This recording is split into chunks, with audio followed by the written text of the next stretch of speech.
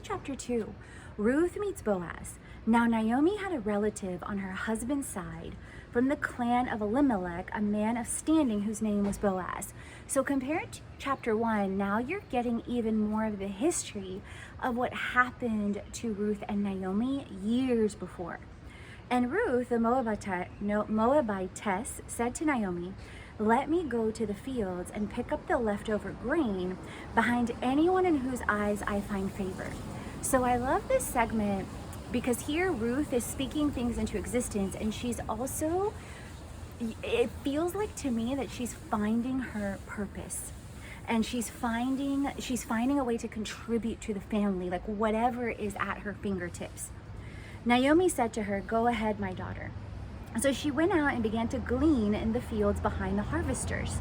As it turned out, she found herself working in a field belonging to Boaz, who was from the clan of Elimelech. So keep in mind, she so happened to find herself, like it's amazing how God can order things in our life without us lifting a finger. And keep in mind, in the beginning, we found out Naomi had the relative whose name was Boaz, but Ruth so happens out of all the fields in Bethlehem to roam into his. Just then Boaz arrived from Bethlehem and greeted the harvesters. "The Lord be with you. The Lord bless you," they called back. Boaz asked the foreman of his harvesters, "Whose young woman is that?" The foreman replied, "She was the Moabitess who came back from Moab with Naomi." So immediately Boaz arrives, and there's something about Ruth that stands out without her saying a word. It's her presence, her essence, her spirit is speaking volumes.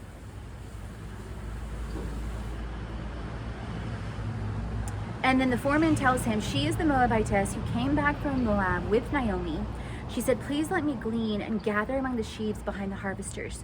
She went into the field and has worked steadily from morning until now, except for a short rest in the shelter."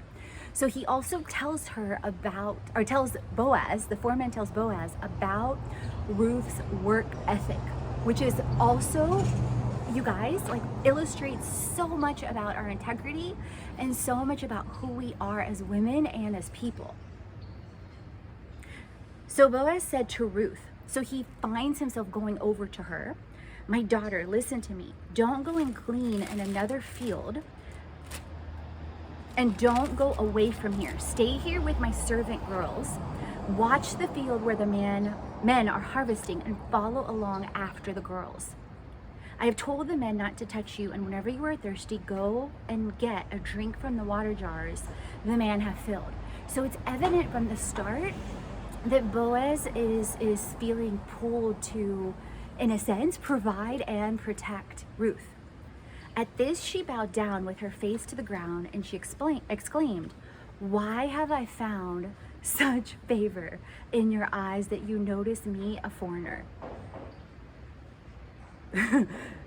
I'm staying at the recycled containers, and there's a crew of restaurant workers here working, you guys. Like, I know some of you saw that, so I had to just stop. Anyway, it made me laugh.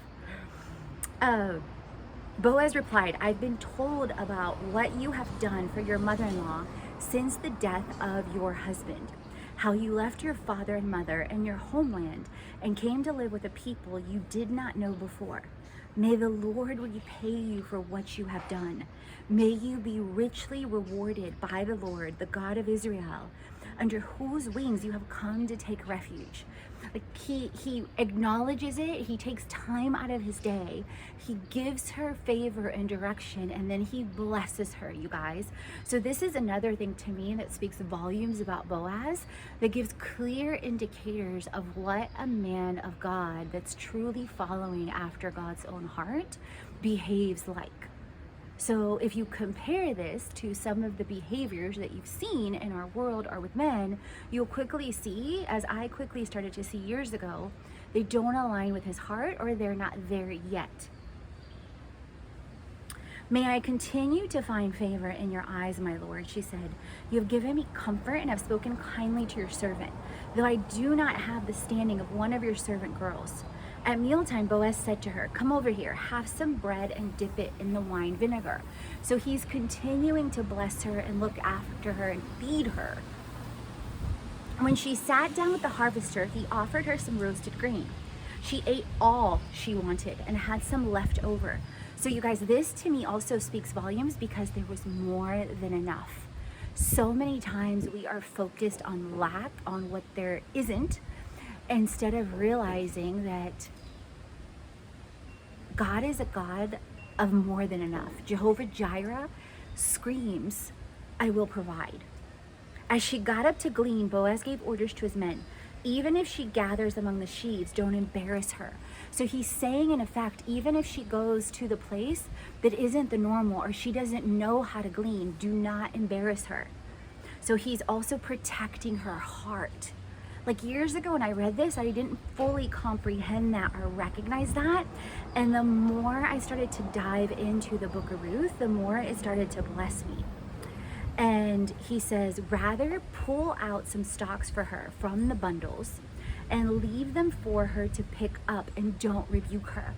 So it's also the way that he's training the people around him to respect her and to speak to her and to communicate with her is astonishing. It's amazing. So Ruth gleaned in the field until evening. Then she threshed the barley she had gathered, and it amounted to about an ephah, which means, according to the Bible, it's probably about a 3/5 of a bushel. She carried it back to town, and her mother-in-law saw how much she had gathered. Ruth also brought out and gave her what she had left over after she had eaten enough. So she brought home the leftovers from the barley, and then she also brought out her leftovers from her meal.